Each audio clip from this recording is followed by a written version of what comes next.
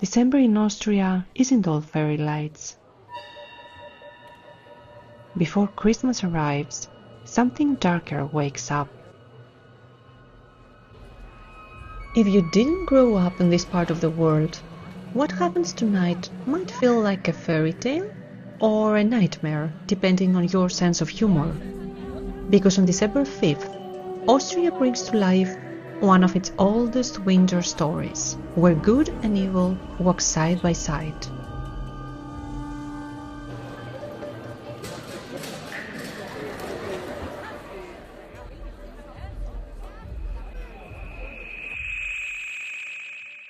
Hello, we are in Villach, where everything happened yesterday. Yesterday was the famous Krampuslauf and Krampus run. Krampus run, which is the translation, and we wanted to show you the next day. We wanted to show you everything yesterday, but it was so crowded, it was nearly impossible to talk to the camera. So we came today again to show you the Christmas market, which is very beautiful, and tell you a little bit about the history and the tradition of the Krampus run. So, let's go! We arrived just as the city started filling up. You could feel the tension. It's festive, but not the kind of festive you see in glossy Christmas movies.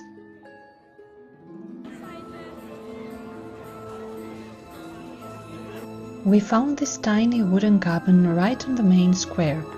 Perfect view. Warm inside, wild outside. That's December here, a mix of coziness and adrenaline.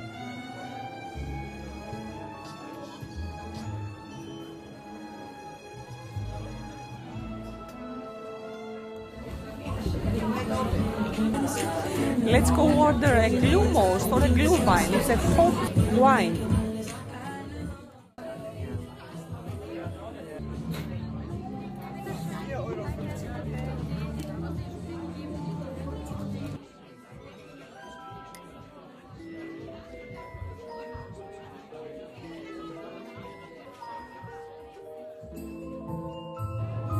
But what exactly happens here every year right before Christmas? What's interesting is that the Krampus are a part of the story of Saint Nicholas.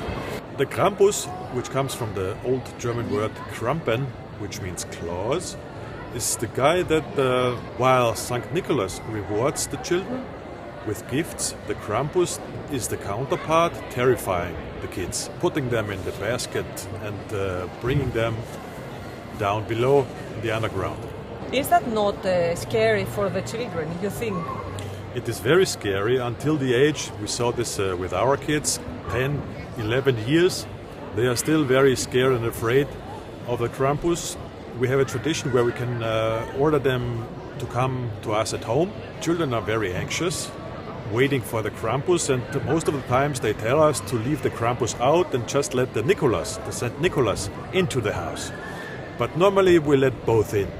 And suddenly the kids behave. So this is the plan behind it. Long before Christmas lights made December evenings feel warm and glowy, the mountains of the Alps echoed with bells. Not of celebration, but of warning. On the night of December 5th, in many Austrian regions, St. Nicholas still goes from house to house, knocking on doors and bringing small gifts.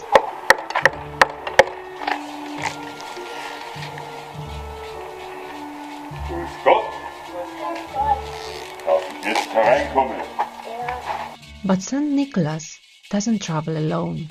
He travels with Krampus, a scary creature born from old Alpine winter customs, long before Christmas existed. A creature that reminds kids to behave, because mischief has a price. The legend of St. Nicholas blended with the older local beliefs, and that's how this unlikely duo was born. This tradition started centuries ago with quiet house visits, But over time it grew louder.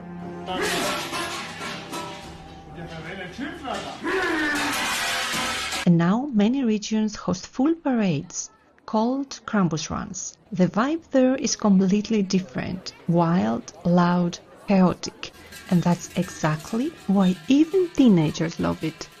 So there we are, once again, heading to the Krampus parade in our nearest city.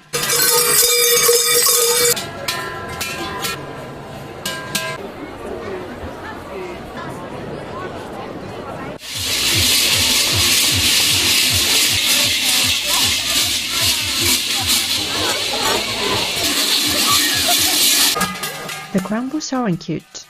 They're loud. They're unpredictable, and they love scaring people. Some of them are playful,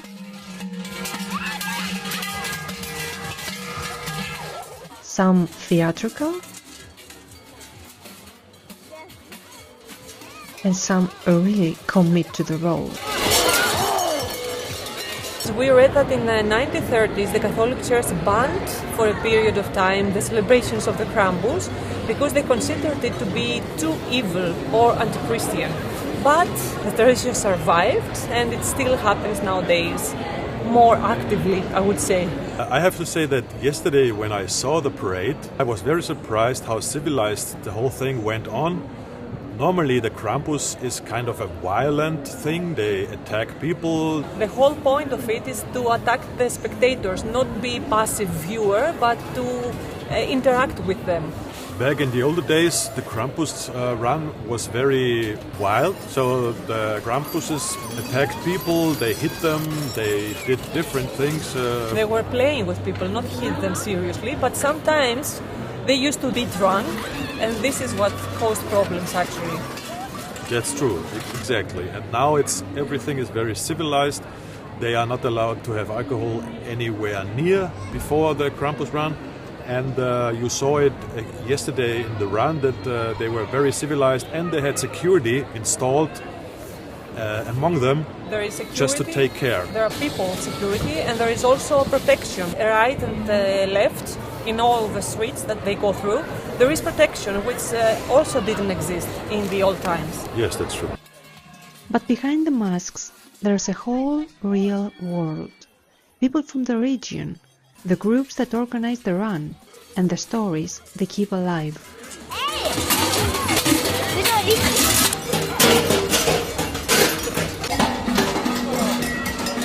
I'm now 18 years old and I have been a Krampus for 16 years. But you started very early. The little ones scare people, not the big ones.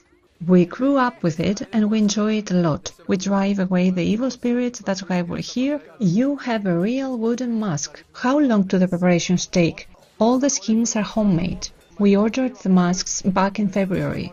So all the preparations start a year in advance. Have you ever been afraid of a Krampus yourself?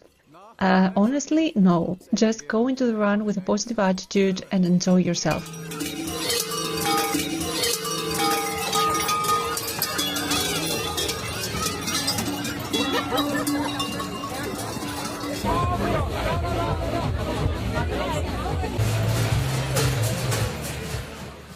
This is the small house that we have been yesterday during the run. Exactly here we were sitting yesterday. This is the central square of Villach, and here was the Krampus run, and it was filled up with thousands of people. And today, how many people were there yesterday here? Usually there are between 30 and 40,000, I guess. Wow.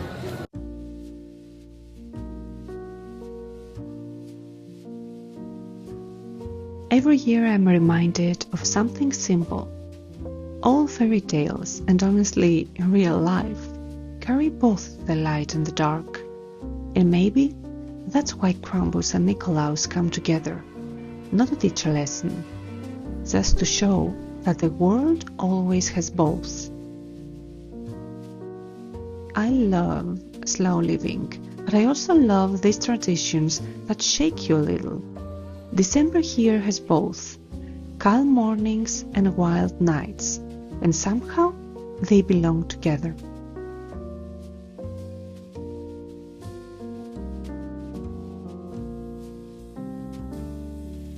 Thanks for spending this night with us in our little Austrian corner of the world. If you want to see more slow living, more folklore, and more of our life here, you know where to find us. Stay around, and we'll see you next week. Bye!